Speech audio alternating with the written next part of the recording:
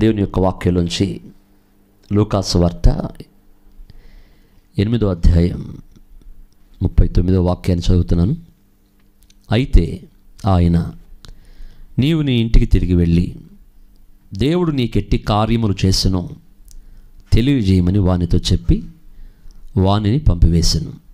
వాడు వెళ్ళి యేసు తనకెట్టి కార్యములు చేసెనో ఆ పట్టణమంతంతటా ప్రకటించెను.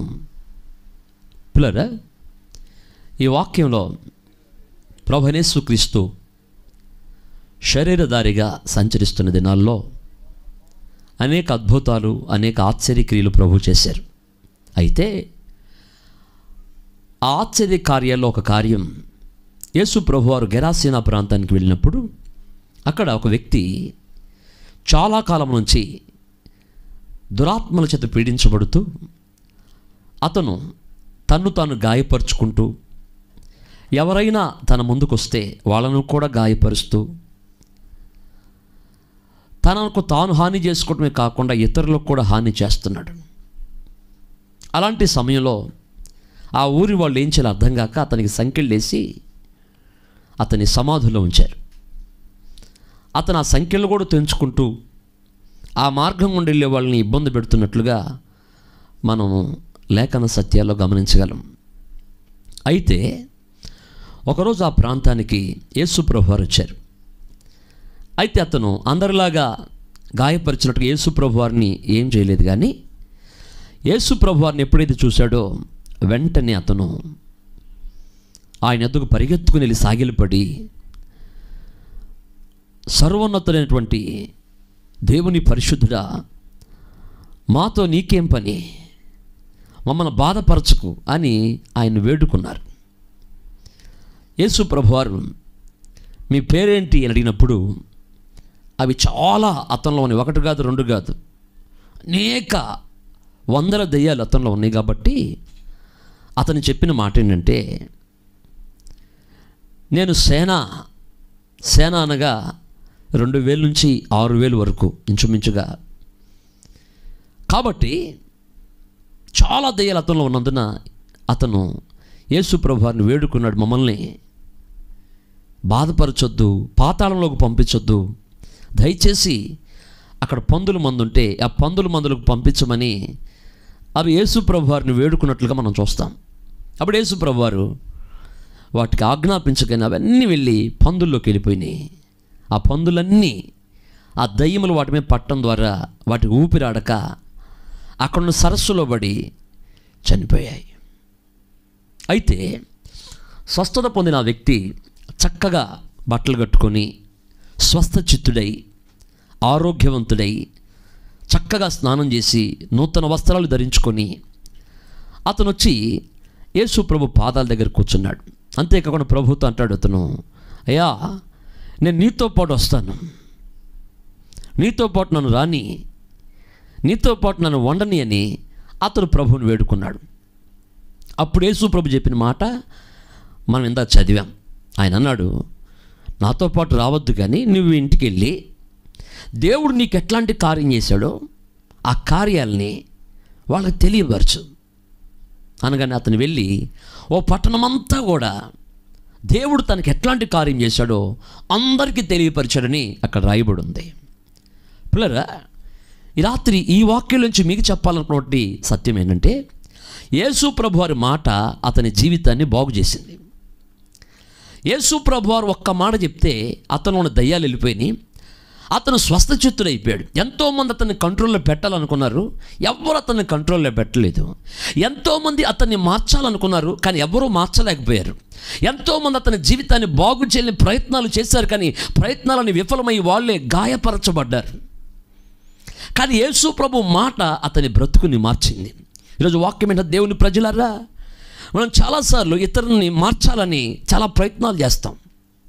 చాలా రకాలుగా మనము వారికి బంధకాలు వేస్తాం. చాలా రకాలుగా వారిని మనము మార్పు చెందించాలని, మార్పు తీసుకొని రావాలని రకరకాల ప్రయత్నాలు చేస్తాం, కానీ వాళ్ళలో మార్పు అనేది కలగదు. దేవుని స్తోత్రం చెప్పండి. ఎందుకనంటే వారిని కొన్ని దురాత్మలు ఆవరించుంటాయి.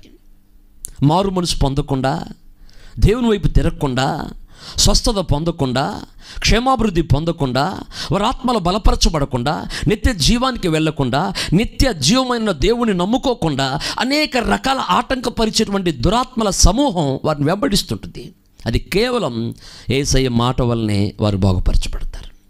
కేవలం యేసుక్రీస్తు ప్రభు యొక్క మాట ద్వారానే వారి జీవితాలు మార్చబడతాయి. ఈ రాత్రి ఎటువంటి వ్యక్తులైనా మార్చగలిగింది యేసయ్య మాట. ఆయన వాక్కు స్వస్థపరచగలిగింది, ఆయన వాక్కు జీవితాలని మార్చగలిగింది. ఒక మాట జక్కీని మార్చింది, అదే మాట మత్తయిని మార్చింది, అదే మాట ఎంతోమంది జీవితాలను మార్చింది. ఆయన వాక్కు ఎంతోమందిని స్వస్థపరిచింది. దేవుని స్తోత్రం చెల్లిద్దాం. హల్లెలూయా. ఈ రాత్రి గమనించండి, దేవుని మాటే ఎటువంటి వ్యక్తులనైనా మార్చగలిగింది. దేవుని వాక్యమే అనేక హృదయాల్ని, గాయాల్ని కట్టగలిగింది. అయితే ఈ పూట మనం నేర్చుకోబోతున్నటువంటి విషయం అంటే, ఒక వ్యక్తిని దేవుని వాక్యం దర్శించాక ఆ వ్యక్తి బాగుపడతాడు, ఖచ్చితంగా బాగుపడతాడు. అందులో సందేహం ఏమీ లేదు, ఆలోచించాల్సిందేమీ లేదు. ఎందుకంటే ఆయన మాట శక్తి గలది, ఆయన మాట సృజనాత్మక శక్తి కలిగింది. ఆయన పలికితే చాలు కార్యాలు జరుగుతాయి.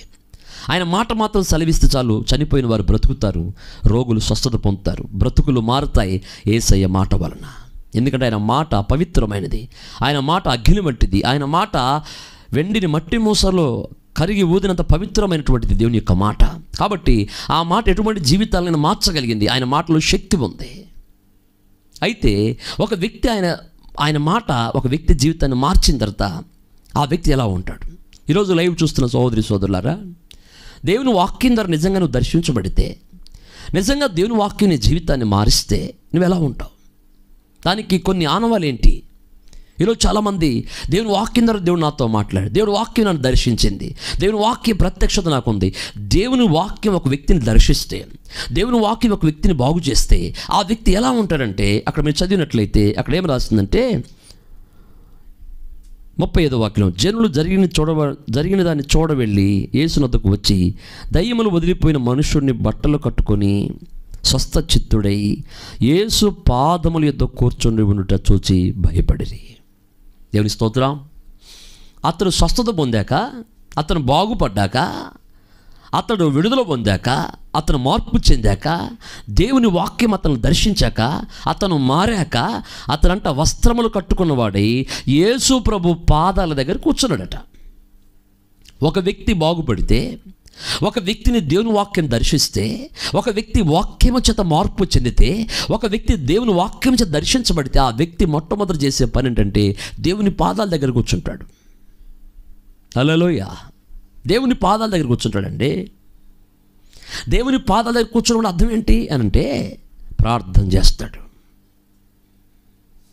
ప్రార్థనలో ఉన్నాడు ఆ వ్యక్తి. దేవుని వాక్యం ద్వారా నీతో మాట్లాడితే నువ్వు ప్రార్థన ఎక్కువ చేసుకుంటావు. దేవుని వాక్యం దర్శించిన తర్వాత నువ్వు అలా వెళ్ళిపో.